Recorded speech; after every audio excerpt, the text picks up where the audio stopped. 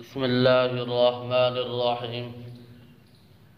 حميم والكتاب المبين إنا أنزلناه في ليلة مباركة إنا كنا منذرين فيها يفرق كل أمر حكيم أمرا من عندنا إنا كنا مرسلين رحمة من ربك إنه هو السميع العليم.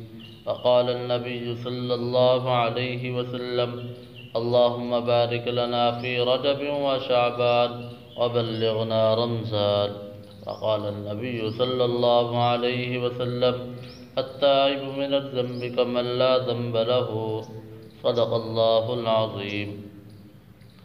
حدیث پاک میں آتا ہے کہ رسول اللہ صلی اللہ علیہ وسلم نے ارشاد فرمایا رجب اللہ کا مہینہ ہے اور شعبان المعظم محمد عربی صلی اللہ علیہ وسلم کا مہینہ ہے اور رمضان المبارک میری امت کا مہینہ ہے۔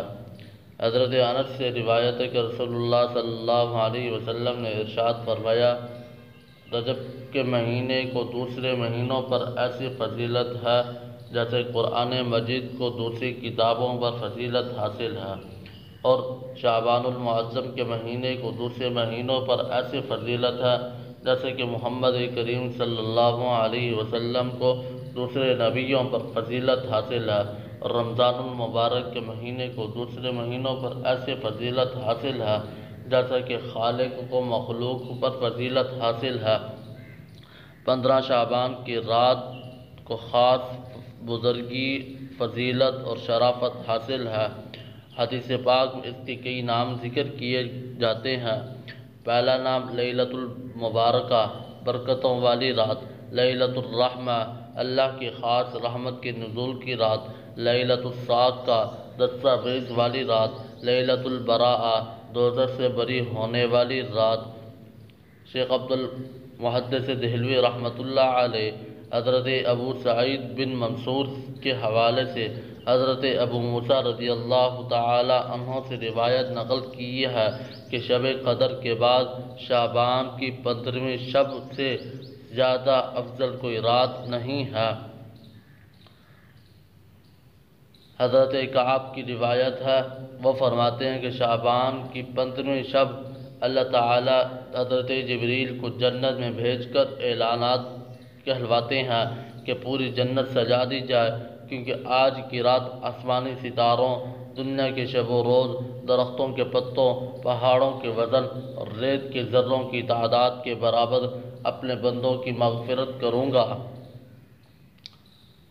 اور حضرت عثمان بن العاص رضی اللہ تعالی عنہ نبی کریم صلی اللہ علیہ وسلم سے روایت کرتے ہیں کہ آپ صلی اللہ علیہ وسلم نے ارشاد فرمایا جب 15 شعبان کی شب ہوتی ہے تو اللہ تعالیٰ کی طرف سے ایک پکارنے والا پکارتا ہے کیا کوئی مغفرت کا طالب ہے میں اس کی مغفرت کر دوں، کیا کوئی مانگنے والا ہے کہ اس کا دامن گوہر مراد سے بھر دوں۔ اس وقت خدا سے جو مانگتا ہے اس کو ملتا ہے سوائے بدکارہ عورت اور مشرک کے۔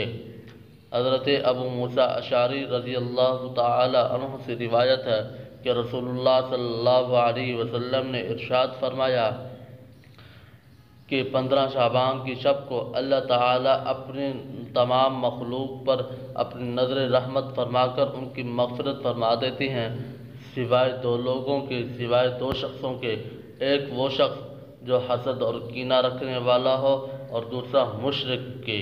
حضرت ابو ہریرہ رضی اللہ تعالی عنہ سے روایت ہے کہ رسول اللہ صلی اللہ علیہ وسلم نے ارشاد فرمایا 15 شعبان کی رات کو جبریل امین میرے پاس آئے اور کہا اے محمد صلی اللہ علیہ وسلم اپنا سر آسمان کی طرف اٹھاؤ۔